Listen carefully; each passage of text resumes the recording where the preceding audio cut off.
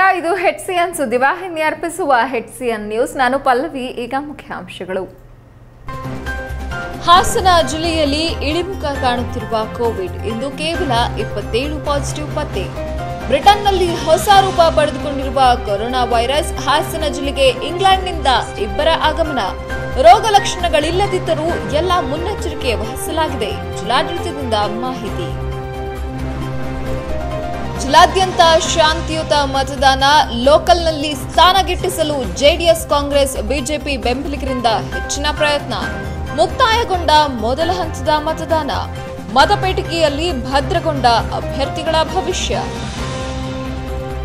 ತಂತ್ರಜ್ಞಾನದ ಹಾವಳಿಯಿಂದ ಮರೆಯಾಗುತ್ತಿರುವ ಸಂಸ್ಕಾರ ಮತ್ತು ಸಂಸ್ಕೃತಿ. ಮಕ್ಕಳಿಗೆ ಪೋಷಕರು ಪಾಠ ಹೇಳಬೇಕಿದೆ. ಕಾರಜೋಳ್ ಮಠಾಧ್ಯಕ್ಷ ಶ್ರೀ ಸದಾಶಿವ ಶಿವಾಚಾರ್ಯ ಸ್ವಾಮೀಜಿ ಕರೆ. ಮಂಗಳವಾರ ಹೊಸದಾಗಿ 27 ಕೋವಿಡ್ ಪ್ರಕರಣಗಳು ಪತ್ತೆಯಾಗಿದ್ದು, ಸೋಂಕಿತರ ಸಂಖ್ಯೆ 27,789ಕ್ಕೆ ಏರಿಕೆಯಾಗಿದೆ ಎಂದು ಜಿಲ್ಲಾ ಆರೋಗ್ಯ ಮತ್ತು ಕುಟುಂಬ ಕಲ್ಯಾಣಾಧಿಕಾರಿ ಡಾ ಸತೀಶ್ ಕುಮಾರ್ ತಿಳಿಸಿದ್ದಾರೆ. ಹಾಸನ ಕೋವಿಡ್ ಜಿಲ್ಲಾಸ್ಪತ್ರೆ ಮತ್ತು ಕೋವಿಡ್ ಕೇರ್ ಸೆಂಟರ್ನಲ್ಲಿ 238 ಮಂದಿ ಸಕ್ರಿಯ ಸೋಂಕಿತರು ಚಿಕಿತ್ಸೆ ಪಡೆಯುತ್ತಿದ್ದು, ಇಂದು ಸುಮಾರು 20 ಜನರು ಗುಣಮುಖರಾಗಿದ್ದು, ಇವರಿಗೆ ಒಟ್ಟು 27,092 ಮಂದಿ ಆಸ್ಪತ್ರೆಯಿಂದ ಬಿಡುಗಡೆ ಹೊಂದಿದ್ದಾರೆ. ತೀವ್ರ ನಿಗಾ ಘಟಕದಲ್ಲಿ 14 ಜನ ಚಿಕಿತ್ಸೆ ಪಡೆಯುತ್ತಿದ್ದಾರೆ ಹಾಗೂ ಚಿಕಿತ್ಸೆ ಫಲಕಾರಿಯಾಗದೆ 1 ಮೃತರಾಗಿದ್ದು, ಮೃತರ ಸಂಖ್ಯೆ 459ಕ್ಕೆ ಏರಿಕೆಯಾಗಿದೆ ಎಂದರು.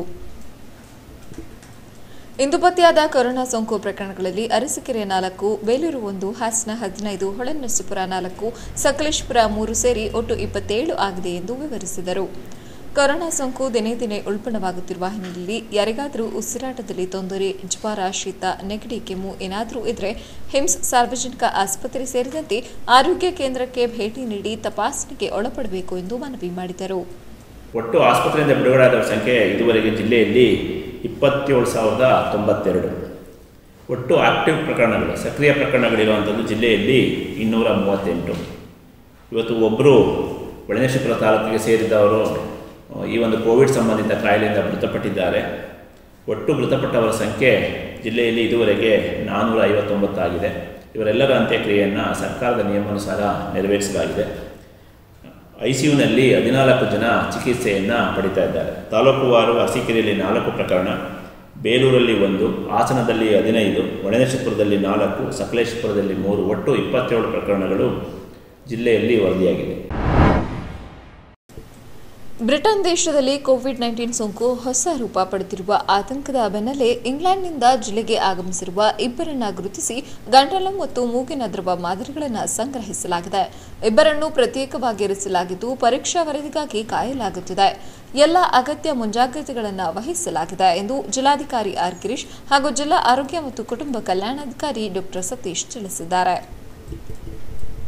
ಇಂದು ಜಿಲ್ಲೆಗೆ ಆಗಮಿಸಿದವರಲ್ಲಿ ಒಬ್ಬರು 29 ವರ್ಷದ ವಿಜ್ಞಾನಿಯಾಗಿದ್ದು, ಎಕ್ಸೆಟರ್ ಪ್ರದೇಶದಿಂದ ಹಾಸನ ತಾಲೂಕಿಗೆ ಆಗಮಿಸಿದ್ದಾರೆ. ಮತ್ತೊಬ್ಬರು 48 ವರ್ಷದ ಉದ್ಯೋಗಿ ಲಂಡನ್ನಿಂದ ಅರಕಲಗೂಡು ತಾಲೂಕಿಗೆ ಆಗಮಿಸಿದ್ದಾರೆ. 2ರಿಗೂ ಯಾವುದೇ ರೋಗ ಲಕ್ಷಣ ಇಲ್ಲ. ಜಿಲ್ಲಾಡಳಿತ ಎಲ್ಲ ಮುನ್ನೆಚ್ಚರಿಕಾ ಕ್ರಮ ಕೈಗೊಂಡಿದೆ ಎಂದು ಮಾಹಿತಿ ನೀಡಿದ್ದಾರೆ. ಹೆಡ್ಸಿಯನ್ ನ್ಯೂಸ್, ಹಾಸನ್. ಹಾಸನ ಜಿಲ್ಲೆಯಲ್ಲಿ ಮೊದಲ ಹಂತದ ಗ್ರಾಮ ಪಂಚಾಯಿತಿ ಚುನಾವಣೆಯು ಒಂದೆರಡು ಕಡೆ ಸಣ್ಣ ಪುಟ್ಟ ಘರ್ಷಣೆ ಬಿಟ್ಟರೆ ಉಳಿದ ಕಡೆ ಯಾವ ಗೊಂದಲವಿಲ್ಲದೆ ಬಹುತೇಕ ಭಾಗಗಳಲ್ಲಿ ಶಾಂತಿಯುತವಾಗಿ ಮತದಾನ ನಡೆದು ಅಭ್ಯರ್ಥಿಗಳ ಭವಿಷ್ಯ ಮತಪೇಟಿಕೆಯಲ್ಲಿ ಸೇರಿತು.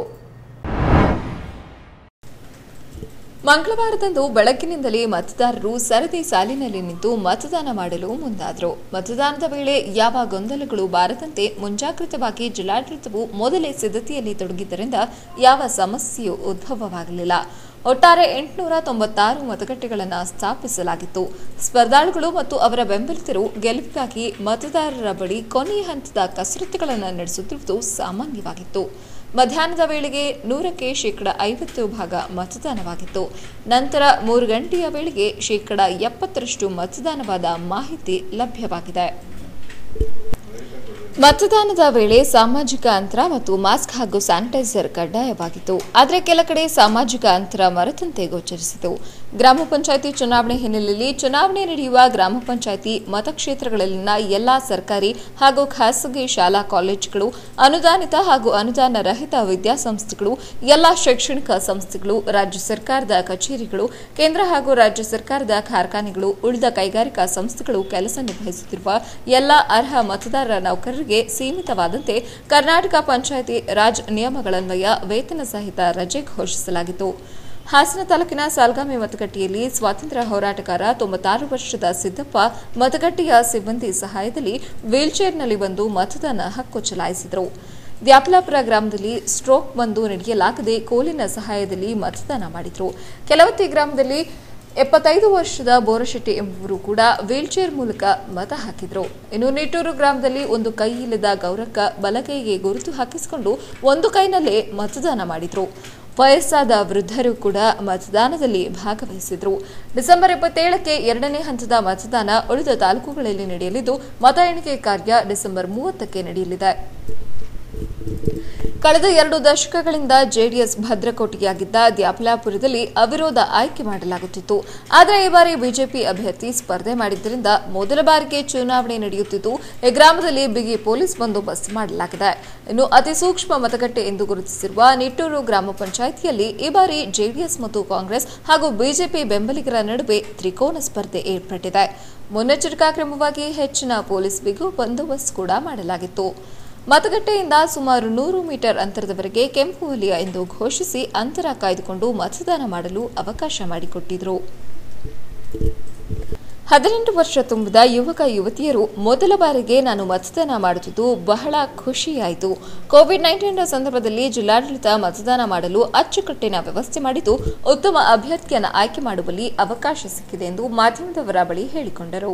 ಒಟ್ಟಾರೆ ಮಂಗಳವಾರ ನಡೆದ ಮೊದಲ ಹಂತದ ಚುನಾವಣೆ ಬಹುತೇಕ ಶಾಂತಿಯುತವಾಗಿ ನಡೆಯಿತು. ಗ್ರಾಮ ಪಂಚಾಯತ್ ಚುನಾವಣೆ ಹಿನ್ನೆಲೆಯಲ್ಲಿ ಸರ್ಕಾರದ ಮಾರ್ಗಸೂಚಿಯಂತೆ ಪತ್ರಕರ್ತ ಪ್ರದೀಪ್ ಪಿಪಿಇ ಕಿಟ್ ಧರಿಸಿ ಸಕಲೇಶಪುರ ತಾಲೂಕಿನ ಬಾಳುಪೇಟೆ ಗ್ರಾಮ ಪಂಚಾಯಿತಿಯ ಜೆಪಿ ನಗರದ ಹಸುಕನಹಳ್ಳಿ ಮತಗಟ್ಟೆಯಲ್ಲಿ ಚಲಾವಣೆ ಮಾಡಿದರು. ಅರಕಲಗೂಡು ತಾಲೂಕಿನ ಬೆಳವಾಡಿ ಗ್ರಾಮ ಪಂಚಾಯಿತಿ ವ್ಯಾಪ್ತಿಯ 117 ಅಂಕನಹಳ್ಳಿ ಮತಗಟ್ಟೆಯಲ್ಲಿ ಕೋವಿಡ್ ಮತದಾರರೊಬ್ಬರು ಮತ ಚಲಾವಣೆ ಮಾಡಿದರು.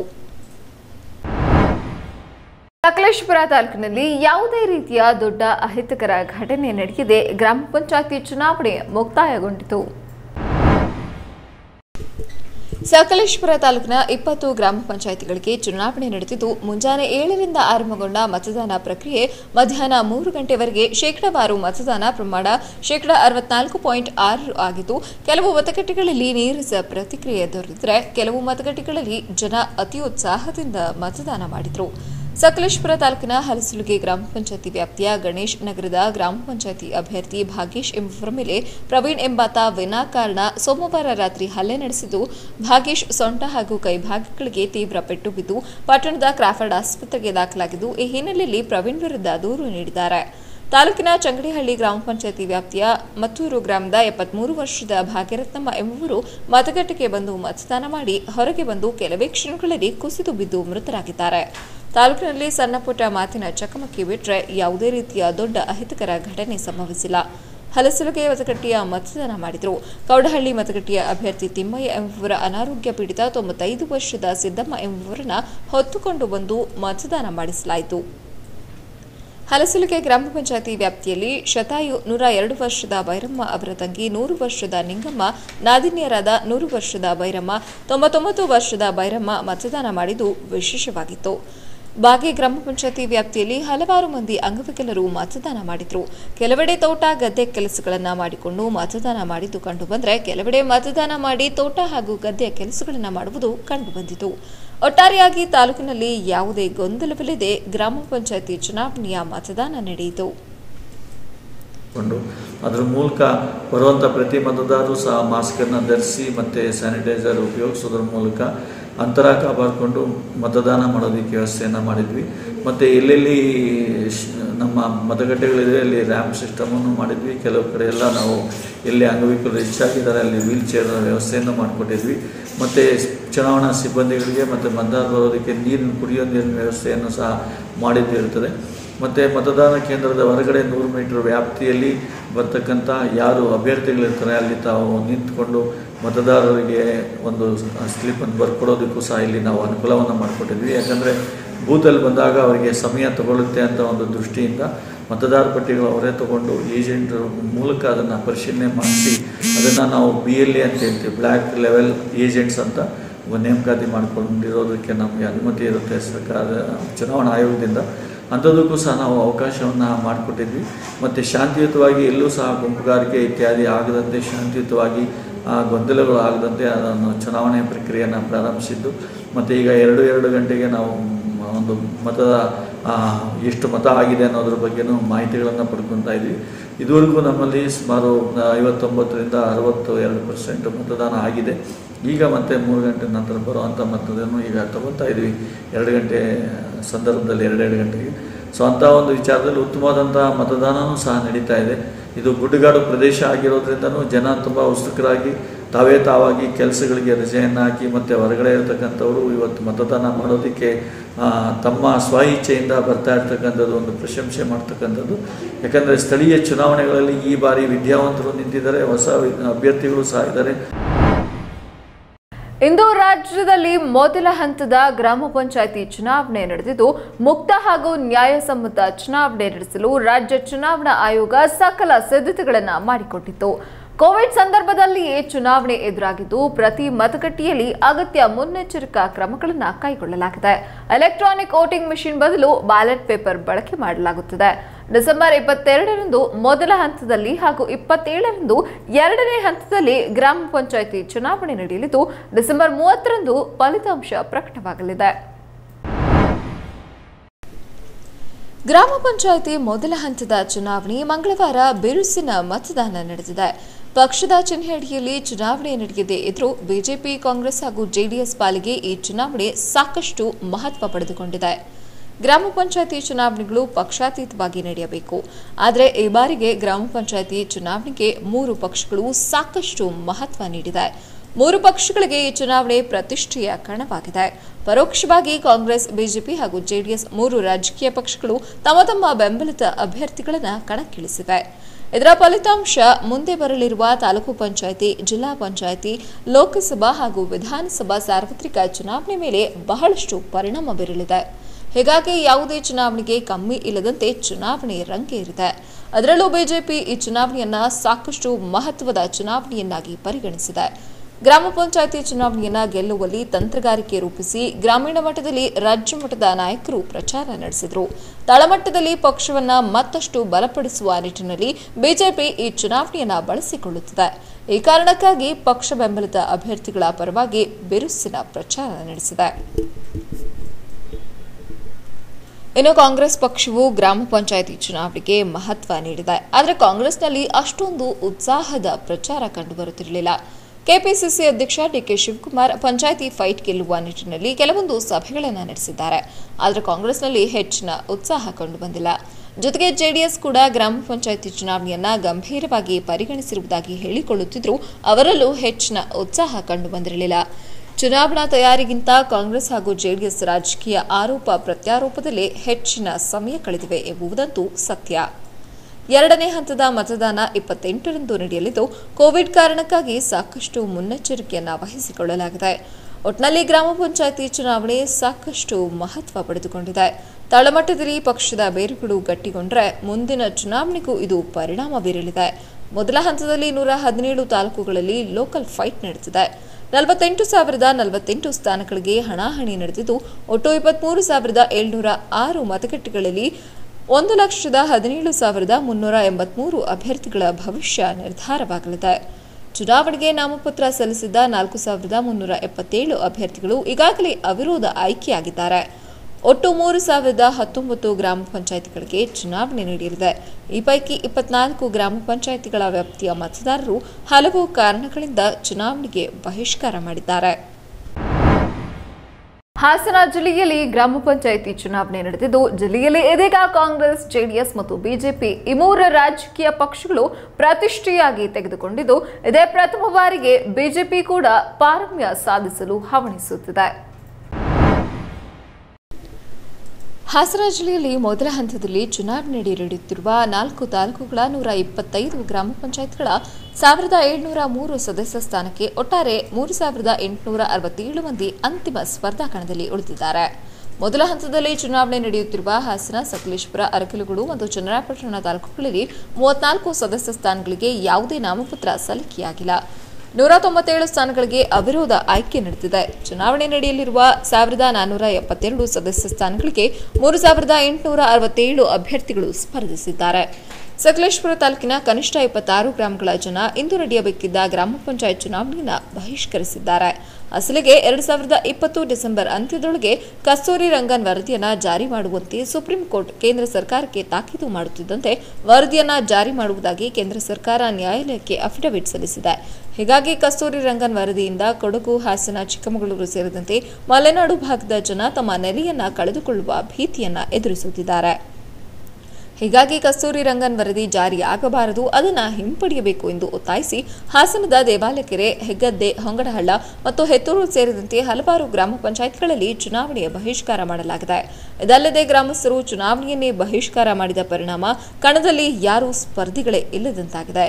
ಜಿಲ್ಲಾಧಿಕಾರಿ, ತಹಸೀಲ್ದಾರ್ ಸೇರಿದಂತೆ ಯಾವುದೇ ಅಧಿಕಾರಿಗಳು ಎಷ್ಟೇ ಪ್ರಯತ್ನಿಸಿದರೂ ಸಹ ಜನ ಮಾತ್ರ ಮತ ಚಲಾಯಿಸಲು ಮುಂದಾಗುತ್ತಿಲ್ಲ. ಕಸ್ತೂರಿ ರಂಗನ್ ವರದಿಯನ್ನು ಹಿಂಪಡೆಯಬೇಕು ಎಂದು ಇಲ್ಲಿನ ಗ್ರಾಮಸ್ಥರು ಒತ್ತಾಯಿಸುತ್ತಿದ್ದಾರೆ. ಆದರೆ ರಾಜ್ಯ ಸರ್ಕಾರ ಇಲ್ಲಿನ ಜನರ ಒತ್ತಾಯಕ್ಕೆ ಕಿವಿಗೊಡುತ್ತಾ ಅಥವಾ ಸುಪ್ರೀಂ ಕೋರ್ಟ್ ಆದೇಶಕ್ಕೆ ಮಣೆ ಹಾಕುತ್ತಾ ಎಂಬುದನ್ನು ಕಾದು ನೋಡಬೇಕಿದೆ. HCN news, Hassan. ಮೊಬೈಲ್ ಕಂಪ್ಯೂಟರ್ಗಳಂತಹ ಆಧುನಿಕ ತಂತ್ರಜ್ಞಾನಗಳ ಹಾವಳಿಯಿಂದಾಗಿ ಸಂಸ್ಕಾರ ಹಾಗೂ ಸಂಸ್ಕೃತಿ ಮರೆಯಾಗುತ್ತಿದೆ. ಹೀಗಾಗಿ ಇಂದಿನ ಮಕ್ಕಳಿಗೆ ಸಂಸ್ಕಾರದ ಬಗ್ಗೆ ಪಾಠವಾಗಬೇಕಿದೆ ಎಂದು ಆಲೂರು ತಾಲೂಕಿನ ಕಾರಜುವಳ್ಳಿ ಹಿರೇಮಠದ ನೂತನ ಪೀಠಾಧ್ಯಕ್ಷ ಶ್ರೀ ಷಟ್ಬ್ರಹ್ಮ ಸದಾಶಿವ ಶಿವಾಚಾರ್ಯ ಮಹಾಸ್ವಾಮೀಜಿ ತಿಳಿಸಿದರು. ಆಲೂರು ಪಟ್ಟಣದ ವೀರಶೈವ ಸಮುದಾಯ ಭವನದಲ್ಲಿ ತಾಲೂಕು ವೀರಶೈವ ಸಂಘದ ವತಿಯಿಂದ ಏರ್ಪಡಿಸಲಾಗಿದ್ದ ತಾಲೂಕು ಮಟ್ಟದ ಪ್ರತಿಭಾ ಪುರಸ್ಕಾರ ಕಾರ್ಯಕ್ರಮದಲ್ಲಿ ಭಾಗವಹಿಸಿ ದಿವ್ಯ ಸಾನ್ನಿಧ್ಯ ವಹಿಸಿ ಆಶೀರ್ವಚನ ನೀಡಿದ ಶ್ರೀಗಳು, ಆಧುನಿಕ ಯುಗದಲ್ಲಿ ನಮ್ಮ ಸಂಸ್ಕೃತಿ ಹಾಗೂ ಸಂಸ್ಕಾರದಿಂದ ಮಕ್ಕಳು ಹೊರಬರುತ್ತಿದ್ದಾರೆ. ಗುರು ಹಿರಿಯರ ಬಗ್ಗೆ ಗೌರವ ಕಡಿಮೆಯಾಗುತ್ತಿದೆ. ಆಧುನಿಕ ಯುಗದಲ್ಲಿ ನಮ್ಮ ಸಂಸ್ಕೃತಿ ಹಾಗೂ ಸಂಸ್ಕಾರಕ್ಕೆ ಧಕ್ಕೆಯಾಗದಂತೆ ನಡೆದುಕೊಳ್ಳಬೇಕಿದೆ. ಪೋಷಕರು ಮಕ್ಕಳಿಗೆ ತಿಳಿ ಹೇಳಬೇಕಾದ ಅಗತ್ಯತೆ ಇದೆ ಎಂದರು. ಆಧುನಿಕ ಯುಗದಲ್ಲಿ ವೈಜ್ಞಾನಿಕತೆ ಬೆಳೆದಂತೆ ಮನುಷ್ಯ ಸಾಕಷ್ಟು ಪ್ರಗತಿ ಹೊಂದಿ ಅಭಿವೃದ್ಧಿ ಹೊಂದಿದಂತೆ ಆತನಲ್ಲಿ ಧಾರ್ಮಿಕ ಪ್ರಜ್ಞೆ, ಸ್ವಾಭಿಮಾನ, ಆದರ್ಶ, ನೈತಿಕ ಮೌಲ್ಯಗಳು ಸಂಕುಚಿತಗೊಳ್ಳುತ್ತಿದೆ. ಬದುಕಿನಲ್ಲಿ ಶಾಂತಿ, ಸಾಮರಸ್ಯ ಮತ್ತು ಸದ್ಭಾವನೆ ಪ್ರಾಪ್ತಿಗೆ ಧರ್ಮದ ಪರಿಪಾಲನೆ ಅತ್ಯಗತ್ಯವಾಗಿದೆ ಎಂದು ತಿಳಿಸಿದರು. ಮಾನವ ಧರ್ಮಕ್ಕೆ ಜಯವಾಗಲಿ, ಧರ್ಮದಿಂದಲೇ ವಿಶ್ವಕ್ಕೆ ಶಾಂತಿ ಎಂಬ ತತ್ವದೊಂದಿಗೆ ಎಲ್ಲ ಧರ್ಮಗಳನ್ನು ಸಮಾನತೆಯಿಂದ ಕಂಡು ಸಕಲ ಜೀವಾತ್ಮಗಳಿಗೆ ಲೇಸನ್ನ ಬಯಸಿದ ವೀರಶೈವ ಧರ್ಮದ ಪಂಚಾವತಾರ ಮತ್ತು ಷಟ್ಸ್ಥಳಗಳನ್ನು ಹುಟ್ಟುಹಾಕಿ ಜನರನ್ನ ಸಂಸ್ಕಾರಯುಕ್ತರನ್ನಾಗಿ ಮಾಡಿದ ಕೀರ್ತಿ ವೀರಶೈವ ಧರ್ಮಕ್ಕೆ ಸಲ್ಲುತ್ತದೆ ಎಂದರು. ಧರ್ಮ ಮತ್ತು ಸಂಸ್ಕೃತಿಗೆ ಹೆಸರಾದ ಈ ನಾಡಿನಲ್ಲಿ ಸ್ವಾರ್ಥ ತುಂಬಿ ತುಳುಕುತ್ತಿದೆ. ಸ್ವಾರ್ಥಕ್ಕಾಗಿ ಧಾರ್ಮಿಕ ಮತ್ತು ಸಾಮಾಜಿಕ ಮೌಲ್ಯಗಳು ನಾಶವಾಗಬಾರದು ಎಂದು ಹೇಳಿದರು. ಕಾರಜುವಳ್ಳಿ ಹಿರೇಮಠದ ಪಟ್ಟಾಧಿಕಾರ ಸ್ವೀಕರಿಸಿ ಇನ್ನೂ ಒಂದು ವಾರವಾಗಿಲ್ಲ. ಇದು ನನ್ನ ಮೊದಲ ಕಾರ್ಯಕ್ರಮವಾಗಿದೆ. ನಮ್ಮ ಪಟ್ಟಾಧಿಕಾರದ ಸಂದರ್ಭದಲ್ಲಿ ತಾಲೂಕು ವೀರಶೈವ ಸಂಘ ಹಲವಾರು ಸಹಾಯವನ್ನ ಮಾಡಿದೆ. ಅದರಲ್ಲಿ ಸಮಾರಂಭಕ್ಕೆ ದೂರ ಊರಿನ ಆಗಮಿಸಿದ ಯಾತ್ರಿಗಳಿಗೆ, ಭಕ್ತಾದಿಗಳಿಗೆ, ಶಿಷ್ಯ ವರ್ಗದವರಿಗೆ ಕಲ್ಯಾಣ ಮಂಟಪದಲ್ಲಿ ವಾಸಕ್ಕೆ ಅನುವು ಮಾಡಿಕೊಟ್ಟಿದೆ. ಅದಕ್ಕೆ ನಾವು ಎಂದು ಚಿರಋಣಿಯಾಗಿರುತ್ತೇವೆ ಎಂದರು. ಬೆಂಗಳೂರು ಅಖಿಲ ಭಾರತ ವೀರಶೈವ ಮಹಾಸಭಾದ ಜಿಲ್ಲಾಧ್ಯಕ್ಷ MS ನಟರಾಜ್ ಮಾತನಾಡಿ, ಶೈಕ್ಷಣಿಕ ಅಭಿವೃದ್ಧಿಯಿಂದ ಮಾತ್ರ ಸಮಾಜದ ಮುಖ್ಯವಾಹಿನಿಗೆ ಬರಲು ಸಾಧ್ಯ. ಆದ್ದರಿಂದ ಆಲೂರು ತಾಲೂಕಿನಲ್ಲಿರುವ ವೀರಶೈವ ಸಮಾಜದ ಅವಕಾಶ ವಂಚಿತ ಮಕ್ಕಳಿಗೆ ಪ್ರವೇಶ ಅವಕಾಶ ಹಾಗೂ ಬೆಂಗಳೂರಿನಂತಹ ಮಹಾನಗರಗಳಲ್ಲಿ KIS, IAS ಸೇರಿದಂತೆ ಮೆಡಿಕಲ್, ಇಂಜಿನಿಯರ್, ಪ್ಯಾರಾಮೆಡಿಕಲ್ನಂತಹ ಉನ್ನತ ಮಟ್ಟದ ಶಿಕ್ಷಣ ಪಡೆಯಲು ಆಸಕ್ತಿ ಹೊಂದಿರುವ ಯುವಕ ಯುವತಿಯರಿಗೆ ಶಿಕ್ಷಣ ಮತ್ತು ಪ್ರತ್ಯೇಕ ವಸತಿ ಗೃಹಗಳ ವ್ಯವಸ್ಥೆ ಕಲ್ಪಿಸಿಕೊಡಲಾಗುವುದು. ತಪ್ಪದೇ ಇದನ್ನು ಸದುಪಯೋಗ ಪಡಿಸಿಕೊಳ್ಳುವಂತೆ ತಿಳಿಸಿದರು.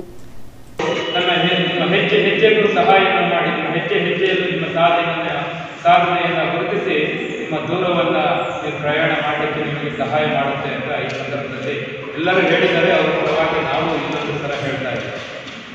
ವಿದ್ಯೆ ಅಂದರೆ ಏನು? ಬರೀ ಸರ್ಟಿಫಿಕೇಟ್ ಅಲ್ಲ. ಏನು ಓದಿ ಸರ್ಟಿಫಿಕೇಟ್ ತಗೊಳ್ಳೋದು ವಿದ್ಯೆ ಅಲ್ಲ. ವಿದ್ಯೆ ಅಂದರೆ ನಮ್ಮ ಸಂಸ್ಕೃತದಲ್ಲಿ, ನಮ್ಮ ಒಂದು ಸಂಸ್ಕೃತಿಯಲ್ಲಿ ಇದಕ್ಕೆ ಸಂಸ್ಕಾರ ಅಂತ ಹೇಳಿದ್ದಾರೆ. ಏನು ವಿದ್ಯೆ ಅಂದರೆ ಸಂಸ್ಕಾರ. ನೀವು ಎಷ್ಟು ಸಂಸ್ಕಾರವಂತರಾಗಿರ್ತೀರಿ ಅದರಲ್ಲಿ ನಿಮ್ಮ ವಿದ್ಯಾಮಟ್ಟ ಗುರುತಿಸಲ್ಪಡುತ್ತೆ ಹೊರತು ನೀವು ಏನೋ ಒಂದು ಅಂಕಗಳಿಗೆ ಅಂಕಪಟ್ಟಿಯನ್ನು ಹೇಳಿದರೆ ಆ ವಿದ್ಯಾಮಟ್ಟ ಅನಿಸ್ಕೊಳ್ಳೋದಿಲ್ಲ. ಅವನ ನಿಮ್ಮಲ್ಲಿ ಎಷ್ಟು ಸಂಸ್ಕಾರ ಇದೆ ಅನ್ನೋದ್ರ ಮುಖಾಂತರ ನೀವು ಸಂಸ್ಕಾರವಂತರು ಅನಿಸ್ಕೊಳ್ತೀರಿ. ವೀರಶೈವ ಧರ್ಮ ಬಹುಮುಖ್ಯವಾಗಿ ಎಲ್ಲ ಮಾನವ ಧರ್ಮದಲ್ಲೂ ಸಹ ಒಳಿತನ್ನೇ ಬಯಸಿರ್ತಕ್ಕಂತಹ ಧರ್ಮ. ರಂಭಾಪುರಿಯ ಹಿಂದಿನ ಜಗದ್ಗುರುಗಳು ವೀರ ಗಂಗಾಧರ ಜಗದ್ಗುರುಗಳು ಒಂದು ಘೋಷಣೆಯನ್ನು ಮಾಡ್ತಾರೆ, ಮಾನವ ಧರ್ಮಕ್ಕೆ ಜಯವಾಗಲಿ, ಧರ್ಮದಿಂದಲೇ ವಿಶ್ವಕ್ಕೆ ಶಾಂತಿ ಅಂತ ಒಂದು ಘೋಷಣೆಯನ್ನು ಮಾಡ್ತಾರೆ. ಅವರು ಧರ್ಮಗೀತೆಯನ್ನು ಬರೀಬೇಕಾದ್ರೆ ಅದನ್ನು ಬರೀತಾರೆ, ರೇಣುಕ, ಶಂಕರ, ಮಧ್ವ, ರಾಮಾನುಜ, ಬುದ್ಧ, ಮಹಾವೀರ, ನಾನಕ, ಯೇಸು, ಕ್ರಿಸ್ತ, ಪೈಗಂಬರರೆಲ್ಲ ಸನಾತನ ಧರ್ಮಕ್ಕೆ ಜಯವಾಗಲಿ, ಮಾನವ ಧರ್ಮಕ್ಕೆ ಜಯವಾಗಲಿ ಎಂದು ಬರೀತಾರೆ. ಆಲೂರು ತಾಲೂಕು ವೀರಶೈವ ಸಂಘದ ಅಧ್ಯಕ್ಷ ರೇಣುಕಾ ಪ್ರಸಾದ್ ಮಾತನಾಡಿ, ಕಳೆದ 10 ವರ್ಷಗಳಿಂದ ತಾಲೂಕು ಘಟಕದ ವತಿಯಿಂದ ಪ್ರತಿಭಾ ಪುರಸ್ಕಾರ ಕಾರ್ಯಕ್ರಮವನ್ನು ಹಮ್ಮಿಕೊಂಡು ಬರುತ್ತಿದ್ದು, ಶೈಕ್ಷಣಿಕವಾಗಿ ಸಮುದಾಯದ ವಿದ್ಯಾರ್ಥಿಗಳನ್ನು ಪ್ರೇರೇಪಿಸುವ ಸಲುವಾಗಿ ಈ ಕಾರ್ಯಕ್ರಮವನ್ನು ಹಮ್ಮಿಕೊಳ್ಳಲಾಗುತ್ತಿದೆ ಎಂದರು. ನಮ್ಮಲ್ಲಿ ಕರ್ನಾಟಕ ವೀರಶೈವ ವಿದ್ಯಾರ್ಥಿ ಸಂಸ್ಥೆಯಿಂದ ಅದಕ್ಕೆ ನಾನು ಕೋಶಾಧ್ಯಕ್ಷ ಆಗಿದ್ದೇನೆ. ಆದ್ದರಿಂದ ನಮ್ಮ ಭಾಗದಲ್ಲಿ ಆಲೂರು ತಾಲೂಕಿಂದ ಯಾರೇ ಬಂದರೂ ಸೆಲೆಕ್ಷನ್ ನಾವೇ ಮಾಡ್ತಾಯಿದ್ದೀವಿ, ನಾವೆಲ್ಲರೂ ಸೆಲೆಕ್ಟ್ ಮಾಡ್ತಾಯಿದ್ದೀವಿ. ಅದರಿಂದ ಯಾರೇ ಇದು ಉಪಯೋಗ ಪಡ್ಕೊಳ್ಳೋದಾದರೆ ಬೆಂಗಳೂರಲ್ಲಿ ಹಾಸ್ಟೆಲ್ ಸೇರೋದಾದರೆ ಹೆಣ್ಮಕ್ಳಿಗೂ ಸಪ್ರೇಟ್ ಹಾಸ್ಟೆಲ್ ಇದೆ. ಗಂಡ್ಮಕ್ಳು ಇನ್ನೂ 1200 ಜನ ಹೋಗ್ತಾರೆ, ಹೆಣ್ಮಕ್ಳು 450 ಜನ ಹೋಗ್ತಾರೆ. ಹಾಸ್ಟೆಲ್ ಫೆಸಿಲಿಟೀಸ್ ಇದೆ, medical, engineering, paramedical, post graduation ಯಾವುದೇ ಇದಕ್ಕೆ ಹೋದರೂ ಫೆಸಿಲಿಟೀಸ್ ಬೇಕು ಮಾಡ್ತಾರೆ. ಕಾರ್ಯಕ್ರಮಕ್ಕೂ ಮುನ್ನ ಇತ್ತೀಚೆಗೆ ಲಿಂಗೈಕ್ಯರಾದ ಕಾಜುವಳ್ಳಿ ಹಿರೇಮಠದ ಶ್ರೀ ಶಂಭುಲಿಂಗ ಶಿವಾಚಾರ್ಯ ಸ್ವಾಮೀಜಿಗಳಿಗೆ 2 ನಿಮಿಷಗಳ ಮೌನಾಚರಣೆ ನಡೆಸಲಾಯಿತು. ಎಸ್ಎಸ್ಎಲ್ಸಿ ಮತ್ತು ಪಿಯುಸಿ ತರಗತಿಯಲ್ಲಿ ಅತಿ ಹೆಚ್ಚು ಅಂಕಗಳನ್ನು ಪಡೆದ ತಾಲೂಕು ಮಟ್ಟದ ವಿದ್ಯಾರ್ಥಿಗಳನ್ನು ಸನ್ಮಾನಿಸಿ ಗೌರವಿಸಲಾಯಿತು. ಕಾರ್ಯಕ್ರಮದಲ್ಲಿ ಅಖಿಲ ಭಾರತ ವೀರಶೈವ ಮಹಾಸಭಾದ ರಾಷ್ಟ್ರೀಯ ಸದಸ್ಯ ಸತೀಶ್ ನಾಗೇಂದ್ರ, ಜಿಲ್ಲಾ ನಿರ್ದೇಶಕಿ ಸುಜಾತ ಕುಮಾರ್ ಇತರರು ಪಾಲ್ಗೊಂಡಿದ್ದರು. ಹೆಡ್ಸಿಎನ್ ನ್ಯೂಸ್ ಆಲೂರು. ಬೇಲೂರು ಟೌನ್ ಸಹಕಾರ ಸಂಘದ ಸರ್ವ ಸದಸ್ಯರ ವಾರ್ಷಿಕ ಮಹಾಸಭೆ ಬಿಎಲ್ ಧರ್ಮೇಗೌಡರ ಅಧ್ಯಕ್ಷತೆಯಲ್ಲಿ ನಡೆಯಿತು. ಈ ಸಂದರ್ಭದಲ್ಲಿ ಮಾತನಾಡಿದ ಸಹಕಾರ ಸಂಘದ ಅಧ್ಯಕ್ಷ ಧರ್ಮೇಗೌಡ, ಸಂಘವು ಸ್ಥಾಪನೆಯಾಗಿ 71 ವರ್ಷಗಳು ಕಳೆಯುತ್ತಿದ್ದು ಉತ್ತಮವಾಗಿ ಕಾರ್ಯನಿರ್ವಹಿಸುತ್ತಿದೆ. ಸರ್ಕಾರದ ಯಾವುದೇ ಸವಲತ್ತುಗಳನ್ನು ಪಡೆಯದೆ ಸ್ವಂತ ಕಟ್ಟಡ ಹೊಂದಿದ್ದು ಬಾಡಿಗೆ ರೂಪದಲ್ಲಿ ಹಾಗೂ ಆಹಾರ ಛಾಪಾ ಕಾಗದ ಮಾರಾಟದ ಮೂಲಕ ಮಹಿಳೆಯರಿಗೆ ಕೌಶಲ್ಯ ತರಬೇತಿ ನೀಡುವ ಮೂಲಕ ಸಂಘವು ಉತ್ತಮವಾಗಿ ಕೆಲಸ ಮಾಡುತ್ತಿದ್ದು, ಕೊರೋನಾದ ನಡುವೆಯೂ 82,000 ಲಾಭದೊಂದಿಗೆ ನಮ್ಮ ಈ ಸಹಕಾರ ಸಂಘ ಉತ್ತಮವಾಗಿ ಕಾರ್ಯನಿರ್ವಹಿಸುತ್ತಿದೆ. ಮುಂದೆ ಸಂಘದ ಬೆಳವಣಿಗೆಗೆ ಹಿಂದಿನ ಜವಳಿ ಮಂತ್ರಿಗಳಾಗಿದ್ದ ವರ್ತೂರು ಪ್ರಕಾಶ್ ಅವರು ಮಹಿಳೆಯರ ಆರ್ಥಿಕ ಅಭಿವೃದ್ಧಿಗಾಗಿ 45 ಲಕ್ಷದ ವೆಚ್ಚದಲ್ಲಿ ಕೌಶಲ್ಯ ತರಬೇತಿ ಸ್ಥಾಪಿಸಿದರು. ಇದರ ಸದುಪಯೋಗವನ್ನು ಸಾವಿರಾರು ಮಹಿಳೆಯರು ಪಡೆದುಕೊಂಡು ಸ್ವಂತ ದುಡಿಮೆಯನ್ನ ಮಾಡುತ್ತಿದ್ದಾರೆ. ಮಹಿಳೆಯರು ಪ್ರಸಿದ್ಧ ಕಂಪನಿಗಳಲ್ಲಿ ಕೆಲಸ ಮಾಡುತ್ತಿದ್ದಾರೆ. ಕೊರೋನಾ ಹಿನ್ನೆಲೆಯಲ್ಲಿ ಲಾಕ್ಡೌನ್ನಿಂದಾಗಿ ನಮ್ಮ ಸಂಸ್ಥೆಗೆ ಬರುವಂತಹ ಆದಾಯ ಕುಂಠಿತವಾಗಿದ್ದು, ಮುಂದಿನ ದಿನಗಳಲ್ಲಿ ಈಗಿರುವಂತಹ 213 ಷೇರುದಾರರಿದ್ದು ಹೆಚ್ಚುವರಿ ಮಾಡುವ ಉದ್ದೇಶದಿಂದ ಸರ್ವ ಸದಸ್ಯರ ಅಭಿಪ್ರಾಯ ಪಡೆದು ಹೆಚ್ಚು ಮಾಡಲಾಗುವುದು ಎಂದು ತಿಳಿಸಿದರು. ಸಂಘ ಇದು ದಯವಿಟ್ಟು ಸಂಘ ರಿಜಿಸ್ಟರ್ ಆಗಿರೋದು ಸೆಕ್ರೆಟರಿಗಳು ತಲೆನೇ ಇರಬೇಕು. 1949 ರಿಜಿಸ್ಟರ್ ಆಗಿದೆ, 71 ವರ್ಷ ಆಯಿತು. ಇದಕ್ಕೆ ದಯವಿಟ್ಟು ನಾನು ಕೆಲವು ಸೂಚನೆಗಳು ಸಲಹೆ ಕೊಡ್ತೀನಿ. ನಾವಿಲ್ಲೇನು ಚರ್ಚೆ ಮಾಡಲ್ಲ, ಒಳ್ಳೊಳ್ಳೆ ಡೈರೆಕ್ಟ್ ಇದ್ದಾರೆ, ಅಧ್ಯಕ್ಷರನ್ನು ಫಾಲೋ ಮಾಡಬೇಕು. ನೋಡಿ, ದಯಮಾಡಿ ಇದು ಕೋವಿಡ್ ಇದೆ, ಸೆಪ್ಟೆಂಬರ್ನಲ್ಲಿ ನಡೀತಕ್ಕಂಥ ಜನರಲ್ ಬಾಡಿನ ಇಲ್ಲಿ ಮುಂದೂಡಿದ್ದಾರೆ. ನಂತರ ಇದನ್ನು ಈಗ ನೀವು ಜನರಲ್ ಬಾಡಿ ಮಾಡಿದ್ದೀರಾ, ಬಡ್ಜೆಟ್ ಓದ್ತಿಲ್ಲ ಕಾರ್ಯದರ್ಶಿ, ನಾವು ಬಡ್ಜೆಟ್ ನೋಡ್ತಾನೆ ಇದ್ದೆ, ಈ ಬಡ್ಜೆಟ್ ಏನು ಓದಿದ್ರಿ? ನಂತರ ಹಿರಿಯ ನಿರ್ದೇಶಕ ನಾಗೇಶ್ ರುದ್ರಶೆಟ್ಟಿ ಹಾಗೂ ಭಗವಾನ್ ರಾಯ್ ಮಾತನಾಡಿ, ಉತ್ತಮವಾಗಿ ಯಾವುದೇ ರೀತಿಯ ಸಾಲವನ್ನು ಪಡೆಯದೆ ಬಾಡಿಗೆ ಹಣ ಹಾಗೂ ಆಹಾರ ಷೇರುದಾರರನ್ನು ಒಗ್ಗೂಡಿಸುವ ಮೂಲಕ ಸಂಘವನ್ನು ಆರ್ಥಿಕವಾಗಿ ಅಭಿವೃದ್ಧಿ ಮಾಡಲು ಕಾರ್ಯದರ್ಶಿಗಳ ಪಾತ್ರ ಬಹುದೊಡ್ಡದು. ಆದ್ದರಿಂದ ಕೂಡಲೇ ಕಾರ್ಯದರ್ಶಿಗಳು ಸಂಘದ ಜಾಗದಲ್ಲಿ ಕಟ್ಟಡ ನಿರ್ಮಾಣ ಮಾಡಿ ಡಿಸಿಸಿ ಬ್ಯಾಂಕ್ ನೆರವಿನಿಂದ ಸಂಘವನ್ನು ಅಭಿವೃದ್ಧಿಪಡಿಸಲು ಎಲ್ಲರ ಸಹಕಾರ ಪಡೆಯುವಂತೆ ತಿಳಿಸಿದರು. ಅದರಲ್ಲಿ 1200 ಜನ ಜಾಕಿ, ಖೋಖೋ, ಹಿಮಂತ್ ಸಿಂಗ್ ಹಾಸನದಲ್ಲಿ ತಮ್ಮ ಸ್ವಂತ ಕಾಲ ಮೇಲೆ ನಿಂತ್ಕೊಂಡು ವ್ಯವಹಾರ ನಡೆಸಿ ಅವರ ಜೀವನೋಪಾಯಕ್ಕೆ ಒಂದು ಅಡಿಗಲ್ಲಾಗಿ ನಿಂತಿದ್ದಾರೆ. ಇನ್ನೂ ಹೆಚ್ಚಿನ ರೀತಿಯಲ್ಲಿ ಬೆಳಿಬೇಕಾಗಿದೆ. ಈಗ ನಮಗೆ 1 ವರ್ಷದಿಂದ ಕೋವಿಡ್ ಬಂದು ಈ ಸಂಸ್ಥೆ ಹೊಲಿಗೆ ತರಬೇತಿ ಕೇಂದ್ರದಲ್ಲಿ ಯಾವುದೇ ಮುಂಜಾಗ್ರತೆ ನೀಡಿಲ್ಲ. ಇದರಿಂದ 1 ವರ್ಷದಿಂದ ಆರ್ಥಿಕವಾಗಿ ಭಾಳ ನಷ್ಟವಾಗಿದೆ. ಹೆಂಗೋ ಈ ಬಾಡಿಗೆ ಬರ್ತಾ ಇರೋದ್ರಿಂದ ಸಂಘದ ಕಾರ್ಯದರ್ಶಿ ಸಂಬಳ, ಅಟೆಂಡರ್ ಸಂಬಳ ಇತ್ಯಾದಿಗಳನ್ನ ಇಲ್ಲಿ ಕೊಡ್ತಾ ಇದ್ದೀವಿ. ಈ ಸಂದರ್ಭದಲ್ಲಿ ನಿರ್ದೇಶಕರಾದ ಬಸವರಾಜ್, ರಮೇಶ್, ರಾಮಚಂದ್ರ ಇತರರು ಪಾಲ್ಗೊಂಡಿದ್ದರು. HCN news Belur. ರೈತರು ಸಕಾಲದಲ್ಲಿ ಸಾಲ ಮರುಪಾವತಿ ಮಾಡಿ ಸರ್ಕಾರದಿಂದ ದೊರೆಯುವ ಪ್ರೋತ್ಸಾಹ ಧನ ಮತ್ತು ಮೂಲಭೂತ ಸೌಕರ್ಯಗಳನ್ನು ಬಳಸಿಕೊಳ್ಳಿ ಎಂದು ಹಾಸನ ಜಿಲ್ಲಾ ಎಪಿಎಂಸಿ ನಿರ್ದೇಶಕ ಕೆಎಸ್ ಮಂಜೇಗೌಡ ತಿಳಿಸಿದ್ದಾರೆ. ಆಲೂರು ತಾಲೂಕಿನ ಪಾಳ್ಯ ಗ್ರಾಮದ ಕೃಷಿ ಪತ್ತಿನ ಸಹಕಾರ ಸಂಘದ ಸರ್ವ ಸದಸ್ಯರ ವಾರ್ಷಿಕ ಮಹಾಸಭೆಯ ಕಾರ್ಯಕ್ರಮವನ್ನು ಉದ್ಘಾಟಿಸಿ ಮಾತನಾಡಿ, ರೈತರಿಗೆ ಬರಬೇಕಾದ ಸರ್ಕಾರದ ಸೌಲಭ್ಯಗಳು ಮನೆ ಬಾಗಿಲಿಗೆ ಮುಟ್ಟಬೇಕು. ಆಗ ಮಾತ್ರ ಸಂಘಗಳು ಬೆಳೆಯಲು ಸಾಧ್ಯವಾಗುತ್ತದೆ. ತಾಲೂಕಿನ ಸಹಕಾರಿ ಸಂಘಗಳ ಬೆಳವಣಿಗೆಗೆ ಹಿರಿಯ ನಾಯಕರ ಕೊಡುಗೆ ಅಪಾರವಾದುದು ಎಂದರು. ಹೆಚ್ಚು ಬೆಳೆದಿದೆ, ಅವೆಲ್ಲ ಬೆಳೆದ್ರಿಂದಲೇ ಆ ಭಾಗದಲ್ಲೂ ಕೂಡ ಇವತ್ತು ರೈತರಿಗೆ ಅನುಕೂಲ ಆಗುತ್ತೆ ಅಂತೇಳಿ ನಾವೆಲ್ಲರೂ ಕೂಡ ಕಾರಣಕ್ಕೆ ಅನುಕೂಲ ಆಗುತ್ತೆ. ಅದೇ ರೀತಿ ನಮ್ಮಲ್ಲಿ ಅಧ್ಯಕ್ಷರಾದಂಥವರು ಕೂಡ ಎಲ್ಲರೂ ಒಳ್ಳೆ ಕೆಲಸ ಮಾಡ್ಕೊಂಡು ಬಂದವರು. ಈಗ ಹೊಸ ನಿರ್ದೇಶಕರು ಕೂಡ ನಿಮ್ಮೆಲ್ಲರ ಆಶೀರ್ವಾದ ಮಾಡಿದೆ, ಅವರು ಕೂಡ ಒಳ್ಳೆ ಕೆಲಸ ಮಾಡ್ತಾ ಇರ್ತಾರೆ. ಇನ್ನು ಮತ್ತೆ ಅಂಗಡಿ ಬೀದಿಲಿ ಮಾತಾಡೋದು ಅಂತ ನಮ್ಮ ರೈತ ಸಂಘದ ನಮ್ಮ ಮುಖಂಡರು ಹೇಳಿದ್ದಾರೆ. ಅವರು ಕೂಡ ಹೇಳಿದರು, ಇಲ್ಲೇ ಮಾತಾಡ್ಬಿಡ್ರಿ, ಅಲ್ಲಿ ನಮ್ಮೊಟ್ಟಿಗೆಲ್ಲ ಮಾತಾಡ್ತೀರಂತ. ಈ ಜಗತ್ತಿನಲ್ಲಿ ಹಿಂದ್ಗಡೆ ಮಾತಾಡೋರನ್ನ ದೇವತೆಗಳ ಕಾಲದಲ್ಲೂ ಕೂಡ ಅದು ಬಗೆಹರಿಸೋಕ್ಕಾಗಿಲ್ಲ. ಅದು ಬೆಳಕಂದೇ ಬಂದಿದೆ. ಈ ಭೂಮಿ ಏನು ಪ್ರತ್ಯಕ್ಷ ಇದು ಮಾನವ ಏನು ಪ್ರತ್ಯಕ್ಷ ಅವಂತೆ ಬಂದಿರಬೇಕು ಅನ್ನೋ ಕಾಣಿಸ್ತಿದೆ. ಅದು ಯಾರೂ ತಪ್ಪಿಸೋ ಸಾಧ್ಯ ಇಲ್ಲ ಅಂತ ನಮ್ಮ ಭಾವನೆ. ತಾಲೂಕು ಪಂಚಾಯಿತಿ ಸದಸ್ಯ ಸಿವಿ ಲಿಂಗರಾಜ್ ಮಾತನಾಡಿ, ಆಲೂರು ತಾಲೂಕಿನಲ್ಲಿಯೇ ಪಾಳ್ಯ ಕೃಷಿ ಪತ್ತಿನ ಸಹಕಾರ ಬ್ಯಾಂಕ್ ಮೊದಲನೇ ಸ್ಥಾನದಲ್ಲಿದ್ದು, ಸಂಘದ ಸದಸ್ಯರು ಹಾಗೂ ಜನಸಾಮಾನ್ಯರು ಪ್ರತಿ ವರ್ಷ ಹಾಜರಾಗಿ ಸಂಘದ ಲೆಕ್ಕಪತ್ರಗಳನ್ನು ಕೇಳಬೇಕು. ಆಗ ಸಂಘದಲ್ಲಿ ಆಯಾ ವ್ಯವಹಾರ ಕಡಿಮೆಯಾಗುತ್ತದೆ. ಸಂಘದಲ್ಲಿ ಸಾಲ ಪಡೆದ ಎಲ್ಲ ಫಲಾನುಭವಿಗಳಿಗೂ ಸಾಲ ಮನ್ನಾ ಆಗಿದೆ ಎಂದರು. ಏನಪ್ಪ ಒಂದ್ಸರಿ ಕಳೆದ ಸರಿ ಮನ್ನಾದಲ್ಲಿ 50 ಲಕ್ಷ ಹಾಕಿಕೊಟ್ರು, ಅದನ್ನು ನಾವು ಜನಗಳಿಗೆ ವಿತರಣೆನೇ ಮಾಡಿರಲಿಲ್ಲ. ಆದರೂ ನಾವು ವಿತರಣೆ ಮಾಡಿವಿ ಅಂತ ತೋರಿಸ್ಕೊಂಡು ಅದನ್ನು ಸಹ ಮನ್ನಾ ಮಾಡಿಸ್ಕೊಟ್ಟಿದ್ದೀವಿ. ಅದರಿಂದ ನೀವು ಈ ಲಾಕ್ಡೌನ್ ಆದ ಸಮಯದಲ್ಲೂ ನಾವು ಎಷ್ಟು ಜನಗಳಿಗೆ ಆಹಾರ ವಿತರಣೆಯಲ್ಲೆಲ್ಲ ತುಂಬ ರಿಸ್ಕ್ ಆಗೋದು ಬೇಡ ಅಂತ ಭಾರಿ ಹೋರಾಟ ಮಾಡಿ ಎಲ್ಲ ಬಂದಿದ್ದೀವಿ. ಆದರೆ ಒಂದು ಸಣ್ಣ ಎಲೆಕ್ಷನಲ್ಲಿ ಈಗ ನೋಡಿ, ಪಾಳ್ಯ ಗ್ರಾಮ ಪಂಚಾಯತಿನಲ್ಲೇ ಸುಮಾರು ಒಂದು 12 ಅವಿರೋಧ ಆಯ್ಕೆ ಆಯಿತು. ಅದೇ ಥರ ಈಗ ಸುಮ್ಮನೆ ನಮ್ಮಲ್ಲಿ ಸಂಘ ಎಲೆಕ್ಷನ್ ಆದಾಗ ಸುಮಾರು 1 ಲಕ್ಷ ರೂಪಾಯಿ ವೇಸ್ಟ್ ಆಯಿತು. ಅದು ಈಗ 3 ಲಕ್ಷ ರೂಪಾಯಿ ಆದಾಯ ಇರುತ್ತಿತ್ತು ಈ ವರ್ಷದ್ದು. ಕಾರ್ಯಕ್ರಮದಲ್ಲಿ ಪ್ರಾಥಮಿಕ ಕೃಷಿ ಪತ್ತಿನ ಸಹಕಾರ ಸಂಘದ ಅಧ್ಯಕ್ಷ ಪಿಎಲ್ ನಿಂಗರಾಜು, ಕಲ್ಯಾಣಗೌಡ, ಎಸ್ಎನ್ ಪ್ರಕಾಶ್ ಇತರರು ಹಾಜರಿದ್ದರು. HCN news Alur. HCN ನ್ಯೂಸ್ನಲ್ಲಿ ಈಗ ಒಂದು ಚಿಕ್ಕ ಬ್ರೇಕ್.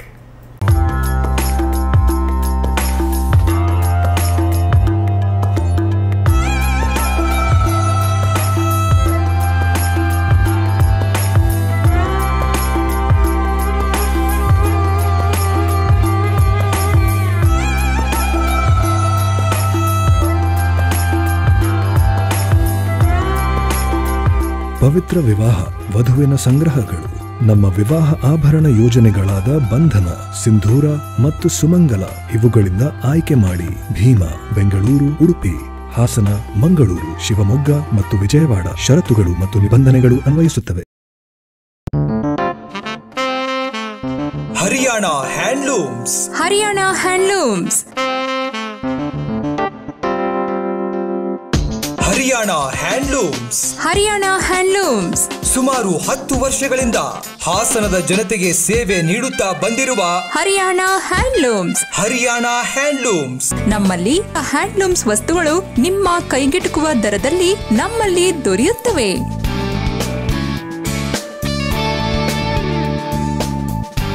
ಹಿಂದೆ ಭೇಟಿ ಕೊಡಿ. ಹರಿಯಾಣ ಹ್ಯಾಂಡ್ಲೂಮ್ಸ್, ಕಟ್ಟಿನಕೆರೆ ಮಾರ್ಕೆಟ್, ಹಳೆ ಬಸ್ ನಿಲ್ದಾಣದ ರಸ್ತೆ, ಹಾಸನ. ಹೊಯ್ಸಳ ಹೋಂಡಾ. ಹೊಯ್ಸಳ ಹೋಂಡಾ ಹಾಸನದ ಹೆಸರಾಂತ ಹೋಂಡಾ ದ್ವಿಚಕ್ರ ವಾಹನಗಳ ಏಕೈಕ ಶೋರೂಮ್ ಹೊಯ್ಸಳ ಹೋಂಡಾ. ಹೊಯ್ಸಳ ಹೋಂಡಾ, ಪೃಥ್ವಿ ಥಿಯೇಟರ್ ಎದುರು, BM ರಸ್ತೆ, ಹಾಸನ. ನಮ್ಮ ಇತರೆ ಶಾಖೆಗಳು ಬೇಲೂರು, ಅರಸೀಕೆರೆ, ಹಳೇಬೀಡಿನಲ್ಲಿ ಲಭ್ಯವಿದೆ. ಹೆಚ್ಚಿನ ಮಾಹಿತಿಗಾಗಿ ಸಂಪರ್ಕಿಸಿ 7022615666 ಮತ್ತು 7406931010. ಕೋವಿಡ್-19 ಕೊರೋನಾ ವಿರುದ್ಧದ ಹೋರಾಟಕ್ಕಾಗಿ ಎಲ್ಲಾ ರೀತಿಯ ಮುಂಜಾಗ್ರತಾ ಕ್ರಮವನ್ನ ಪಾಲಿಸುತ್ತಿದ್ದೇವೆ. ಮಂಗಳ ಆಸ್ಪತ್ರೆ. ಮಂಗಳ ಆಸ್ಪತ್ರೆ ಹಾಸನದ ಪ್ರತಿಷ್ಠಿತ ಆಸ್ಪತ್ರೆಗಳಲ್ಲಿ ಒಂದಾದ ಮಂಗಳ ಆಸ್ಪತ್ರೆಯು ಕರ್ನಾಟಕ ರಾಜ್ಯದಲ್ಲಿ 15ನೇ ಸ್ಥಾನ ಪಡೆದು ಹಾಸನದ ಹಿರಿಮೆಯನ್ನು ಹೆಚ್ಚಿಸಿದ ಮಂಗಳ ಆಸ್ಪತ್ರೆಯ ವ್ಯವಸ್ಥಾಪಕರಾದ ಡಾಕ್ಟರ್ ಅಶೋಕ್ ಗೌಡರ ಸಾರಥ್ಯದಲ್ಲಿ ಇದೀಗ ಮಲ್ಟಿ ಸ್ಪೆಷಾಲಿಟಿ ಆಸ್ಪತ್ರೆಯಾಗಿ ಕಾರ್ಯನಿರ್ವಹಿಸುತ್ತಿದ್ದು ಹಾಸನ ಜಿಲ್ಲೆಯ ಏಕೈಕ NABH ಆಸ್ಪತ್ರೆಯಾಗಿದೆ. Doctor Nandan Ashok gastroenterologist ಮತ್ತು ಹೆಪಟೋಬಿಲಿಯರಿ ಸರ್ಜನ್ ಇವರ ಸಾರಥ್ಯದಲ್ಲಿ ಸರ್ಜಿಕಲ್ ಗ್ಯಾಸ್ಟ್ರೋ ಎಂಟ್ರಾಲಜಿ ಲ್ಯಾಪ್ರೋಸ್ಕೋಪಿಕ್ ಶಸ್ತ್ರಚಿಕಿತ್ಸಾ ಸೌಲಭ್ಯ ಪ್ರಾರಂಭವಾಗಿದೆ. ಈ ಸಾಮಾನ್ಯರಿಗೂ ಉತ್ತಮ ಸೇವೆ, 24 ಗಂಟೆಗಳ ಚಿಕಿತ್ಸಾ ಸೌಲಭ್ಯವಿದೆ. ಮಾಹಿತಿಗಾಗಿ ಸಂಪರ್ಕಿಸಿ ಮಂಗಳ ಆಸ್ಪತ್ರೆ. ಕರೆ ಮಾಡಿ 08172267236 ಮತ್ತು 261891. ಮಲಬಾರ್ನಿಂದ one India one gold rate ನೋಡು. ಇದೆಲ್ಲ ಹೇಳಿಕೆ ಅಷ್ಟೇ ದಿನೇಶ್ ಅವರೇ, ಏನಾದ್ರೂ ಒಂದು ಕ್ಯಾಚ್ ಖಂಡಿತ ಇರುತ್ತೆ. ಬಂದ್ರು ನೋಡಿ ನಮ್ಮ ಗೋಲ್ಡನ್ ಬಾಯ್. ನಿನ್ನೆ ಅಷ್ಟೇ ಆದಿತ್ಯ ಜ್ಯುವೆಲರಿ ಶಾಪಿಂಗ್ ಮಾಡಿದ್ರು. ಮದುವೆ ಹತ್ರ ಬರ್ತಿದೆಯಲ್ಲ. ಅರೆ ಹಾ ರಾಘು, ನೀನೇ ಹೇಳು, ಮಾರ್ಕೆಟ್ ನಲ್ಲಿ ಈಗ ಚಿನ್ನದ ಬೆಲೆ ಎಷ್ಟಿದೆ? ಅರೆ ಮಾರ್ಕೆಟ್ ಬಗ್ಗೆ ಗೊತ್ತಿಲ್ಲ, ಆದ್ರೆ ಆದಿತ್ಯದ್ದು ಫಿಕ್ಸ್. ಮಲಬಾರ್ ಅಲ್ಲೇ ಕರ್ಕೊಂಡು ಹೋಗಿದ್ಲು. ಅವರ ಪಾಲಿಸೀಸ್ ಬೇರೆನೆ. ಯಾವಾಗ್ಲೂ ಮಲಬಾರ್ ಅವರ ಚಿನ್ನ 100% BIS ಹಾಲ್ಮಾರ್ಕ್ ಹೊಂದಿದೆ ಮತ್ತು ಜವಾಬ್ದಾರಿಯುತ ಸೋರ್ಸ್ ಮಾಡಲಾಗುತ್ತದೆ. ಅಂದ್ರೆ ಮನಸ್ಸಿಗಿಂತಲೂ ಪ್ಯೂರ್ ಆಗಿದೆ ಈ ಗೋಲ್ಡ್. ಖಂಡಿತ. ಮತ್ ಅಂಕಲ್, ಚಿನ್ನ ಎಂತ ಆಸ್ತಿ ಅಂದ್ರೆ ಅದು ಸಂಪೂರ್ಣ ಶುದ್ಧವಾಗಿರಬೇಕು, ತಯಾರಿಕೆಯಿಂದ ಮಾರಾಟದವರೆಗೆ. ಇಷ್ಟೊಂದು ಕ್ವಾಲಿಟಿ ಚೆಕ್ಸ್ ಇದೆ ಅಂದ್ಮೇಲೆ ರೇಟು ಹೆಚ್ಚಿರಬಹುದು. Iyer uncle, 1 best gold rate ಇಡೀ ಭಾರತದಲ್ಲಿ. ಮತ್ತೆ ಯಾವುದೇ ಕ್ಯಾಚ್ ಇಲ್ಲ ಅಯ್ಯರ್ ಅವರೇ. ಈಗ 100% BIS ಹಾಲ್ಮಾರ್ಕ್ ಹೊಂದಿರುವ ಮತ್ತು ಜವಾಬ್ದಾರಿಯುತವಾಗಿ ಸೋರ್ಸ್ ಮಾಡಿರುವ ಚಿನ್ನಕ್ಕೆ ಭಾರತದಾದ್ಯಂತ ಒಂದೇ ಅತ್ಯುತ್ತಮ ಬೆಲೆ ಪಡೆಯಿರಿ. 1 ಇಂಡಿಯಾ 1 ಗೋಲ್ಡ್ ರೇಟ್. ಇದು ಮಲಬಾರ್ನ ಪ್ರಾಮಿಸ್. ಬ್ರೇಕ್ನ ನಂತರ HCN ನ್ಯೂಸ್ಗೆ ಮತ್ತೊಮ್ಮೆ ಸ್ವಾಗತ. ರಾಜ್ಯದಲ್ಲಿ ಗೋಹತ್ಯೆ ನಿಷೇಧ ಜಾರಿಯಾದರೂ ಕೂಡ ದಿನದಿಂದ ದಿನಕ್ಕೆ ಅಕ್ರಮ ಗೋ ಸಾಗಾಣಿಕೆ ಮತ್ತು ಗೋಹತ್ಯೆ ರಾಜ್ಯಾರೋಷವಾಗಿ ನಡೆಯುತ್ತಿದ್ದು, ಅಂತೆಯೇ ಬೇಲೂರು ಬಳಿಯ ಸೋಂಪುರ ಗ್ರಾಮದ ಬಳಿ ಕಸಾಯಿಖಾನೆಗೆ ತೆರಳುವ ವಾಹನದ ಖಚಿತ ಮಾಹಿತಿ ಪಡೆದ ಭಜರಂಗ ದಳದ ಕಾರ್ಯಕರ್ತರು ವಾಹನವನ್ನ ತಡೆದು ಜಾನುವಾರುಗಳನ್ನು ರಕ್ಷಿಸಿ ಸಾಗಾಟ ಮಾಡುವವರನ್ನ ಪೊಲೀಸರಿಗೆ ಒಪ್ಪಿಸಿದ ಘಟನೆ ನಡೆದಿದೆ. ಚನ್ನಕೇಶವನ ಸುಕ್ಷೇತ್ರದಲ್ಲಿ ಆಳುವವರ ಮತ್ತು ಆಡಳಿತ ನಡೆಸುವ ಇಲಾಖೆಯ ಅಧಿಕಾರಿಗಳ ಜಾಣ ಮೌನದಿಂದಲೇ ಪಟ್ಟಣದಲ್ಲಿ ಕಸಾಯಿಖಾನೆಗಳು ನಾಯಿಕೊಡೆ ರೀತಿಯಲ್ಲಿ ತಲೆ ಎತ್ತಿವೆ. ಪುರಸಭೆ ತನ್ನ ಅಧಿಕಾರವನ್ನು ಬಳಸಿಕೊಂಡು ಇಂತಹ ಕಸಾಯಿಖಾನೆಗಳಿಗೆ 10 ಬಾರಿ ದಾಳಿ ನಡೆಸಿ ಗೋಮಾಂಸ ಮಾರಾಟಕ್ಕೆ ಬಳಕೆ ಮಾಡುವ ಸಲಕರಣೆಗಳನ್ನು ವಶಪಡಿಸಿಕೊಂಡು ಆರೋಪಿಗಳ ಮೇಲೆ ಪ್ರಕರಣವನ್ನು ದಾಖಲಿಸಿದ್ರು. ಗೋಮಾಂಸದ ದಂಧೆ ಅವ್ಯಾಹತವಾಗಿ ನಡೆಯುತ್ತಿದ್ದು, ಪಟ್ಟಣ ಮತ್ತು ಇನ್ನು ಅನೇಕ ಭಾಗದಲ್ಲಿ ಕಸಾಯಿಖಾನೆಗಳಲ್ಲಿನ ಗೋಮಾಂಸ ಹೊರ ಜಿಲ್ಲೆ ಮತ್ತು ರಾಜ್ಯಗಳಿಗೆ ಹೆಚ್ಚಿನ ರೀತಿಯಲ್ಲಿ ಸಾಗಾಣಿಕೆ ಮಾಡಲಾಗುತ್ತಿದೆ ಎನ್ನಲಾಗುತ್ತಿದೆ. ಈ ಹಿನ್ನೆಲೆಯಲ್ಲಿ ಇಲ್ಲಿನ ಕಸಾಯಿಖಾನೆಗೆ ಪ್ರತಿದಿನ ಕಳ್ಳ ಮಾರ್ಗದಲ್ಲಿ ಅಥವಾ ದನ ಕಾಯುವ ವೇಷದಲ್ಲಿ ಜಾನುವಾರುಗಳ ಸರಬರಾಜು ಮಾಡಲಾಗುತ್ತದೆ. ಈ ಬಗ್ಗೆ ಮಾತನಾಡಿದ ಭಜರಂಗ ದಳದ ಕಾರ್ಯಕರ್ತರು, ಯಾರ ಅಂಕೆ ಶಂಕೆ ಇಲ್ಲದೆ ಬೇಲೂರು ಪಟ್ಟಣದಲ್ಲಿ ನಡೆಯುವ ಅಕ್ರಮ ಗೋಹತ್ಯೆ ಗೋಮಾಂಸ ಮಾರಾಟಕ್ಕೆ ಕಡಿವಾಣ ಹಾಕಲು ಇಲ್ಲಿನ ಆಡಳಿತ ವ್ಯವಸ್ಥೆ ಸಂಪೂರ್ಣವಾಗಿ ವಿಫಲವಾಗಿದೆ. ನಾವುಗಳು ಕೆಲ ಸಂದರ್ಭದಲ್ಲಿ ಮಾತ್ರ ಖಚಿತ ಮಾಹಿತಿ ಆಧರಿಸಿ ವಾಹನಗಳನ್ನು ತಡೆಯಬಹುದು. ಆದರೆ ಕೆಲವರು ರೈತರ ವೇಷ ಧರಿಸಿ ಕಸಾಯಿಖಾನೆಗಳು ದನಗಳನ್ನು ಸರಬರಾಜು ಮಾಡುತ್ತಾರೆ. ಕಠಿಣ ಶಾಸನ ಜಾರಿಯಾಗುವ ತನಕ ಈ ಹಾವಳಿ ತಪ್ಪಿದ್ದಲ್ಲ ಎಂದರು. ಈ ಕಾರಣದಿಂದ ಸಂಬಂಧಿಸಿದ ಜನಪ್ರತಿನಿಧಿಗಳು ಮತ್ತು ಪುರಸಭೆ ಹಾಗೂ ಪೊಲೀಸ್ ಇಲಾಖೆ ಇಂಥವರ ಮೇಲೆ ಶಿಸ್ತು ಕಾನೂನು ಕ್ರಮ ಕೈಗೊಳ್ಳಬೇಕು. ಇಲ್ಲವಾದರೆ ಮುಂದಿನ ದಿನಗಳಲ್ಲಿ ಗೋಮಾತೆಯ ಸಂರಕ್ಷಣೆಗೆ ಹೋರಾಟ ಅನಿವಾರ್ಯವೆಂದು ಎಚ್ಚರಿಕೆ ನೀಡಿದರು. ಹಸು ಕರುಗಳನ್ನು ಕುಯ್ಯೋದನ್ನ ನಿಷೇಧ ಮಾಡಬೇಕು ಅಂತ ಏನು ತಲೆ ಕೆಡಿಸ್ಕೊಂಡರೆ, ಆದರೂ ನಿನ್ನೆ ರಾತ್ರಿ ಹಾಸನ ರೋಡಿನಲ್ಲಿ ಕರುಗಳನ್ನು ಸಾಗಾಣಿಕೆ ಮಾಡಿ ಕುಯ್ತಾ ಇದ್ದಾರೆ. ಇದೇನು ಮುಂದಿನ ದಿನಗಳಲ್ಲಿ ಕೈಕ್ರಮ ತಾಳಿಲ್ಲ ಅಂದರೆ ನಾವು ಬಜರಂಗ ದಳ ಮತ್ತು ಹಿಂದೂ ಕಾರ್ಯಕರ್ತರುಗಳು ಏನಿದ್ದೀವಿ ಅದಕ್ಕೆ ಮುಂದಿನ ಹೆಚ್ಚಿನ ರೀತಿ ಹೋರಾಟ ಮಾಡ್ತಾ ಇರ್ತೀವಿ. ಮುಂದಿನ ದಿನಗಳಲ್ಲಿ ಏನಾದರೂ ಪುರಸಭೆ ವ್ಯಾಪ್ತಿಯಲ್ಲಿ ಲೇನು ಮುಸ್ತಫಾ ಬೀದಿಯಲ್ಲಿ ನಡೆಯುತ್ತಿರುವ ಅಂಗಡಿ ಮಾಂಸದ ಅಂಗಡಿಯಲ್ಲಿ ಇಂದು ಭಾರತಾದ್ಯಂತ ಗೋವು ನಿಷೇಧ ಮಾಡಿದ್ರು, ಆದರೂ ಸಹ ಕಳ್ಳತನದಿಂದ ಕುಳಿತಿದ್ದಾರೆ. ಕರುಗಳನ್ನು ಕಸಾಯಿಖಾನೆಗೆ ಅಕ್ರಮವಾಗಿ ಸಾಗಿಸುತ್ತಿದ್ದರು. ಅದನ್ನು ನೋಡಿದ ಕಾರ್ಯಕರ್ತರು ಮಾಹಿತಿಯನ್ನು ಪಡೆದು ಬೇಲೂರಿನ ಬಜರಂಗಗಳ ಕಾರ್ಯಕರ್ತರು ನುಗ್ಗಿ ಗಾಡಿಯನ್ನು ತಡೆದು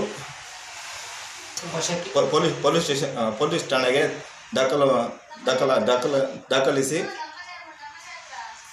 ಅದನ್ನು ಬೇಲೂರಿನ ಅಕ್ರಮವಾಗಿ ಕಸಾಯಿಖಾನೆಗಳಿಗೆ ಸಾಗಿಸ್ತಾ ಇದ್ರು. ಅದನ್ನು ತಡೆದು ಪೊಲೀಸ್ ಠಾಣೆಗೆ ದಾಖಲಿಸಿ ಅದನ್ನು ಬಾಣಾವರದ ಗೋಶಾಲೆಗೆ ಕಳಿಸಲಾಯಿತು.